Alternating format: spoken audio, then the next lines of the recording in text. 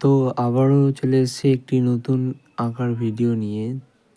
তো আগে থাকতেই বলে রাখি যে আমি ছবি ড্র করার আগে থেকেই আউটলাইনটা করে রাখি। কারণ আমি যেই ফোন দিয়ে ভিডিও করি সেই ফোনে দেখেই আমি ছবিগুলো তৈরি করি। তো আমার পক্ষে সম্ভব নয় পুরোটা মানে এরকমভাবে আউটলাইন দেখানোর। তাই আউটলাইন করতে তো একটু সময় লাগে, কারণ অ্যাপ্রোপ্রিয়েট করতে গেলে একটু দেখতেই হবে। এটা বাস্তব। কারণ ওরকমভাবে যদি আমি করি আর মুখের শেপ-টেপ সব বদলে যাবে যদি না দেখে আমি করার চেষ্টা করি।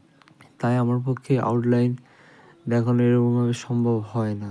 তো যতদূর পারি তোমাদেরকে ভিডিওগুলো পুরোটা দেখানোর চেষ্টা করি, কিন্তু সম্ভব হয়ে ওঠে না হয়তো। হ্যাঁ, তো কেমন হচ্ছে তোমরা আমার কাজ আমাকে জানাও। আর ভালো লাগলে লাইক, কমেন্ট, শেয়ার করে যাও। Thank you.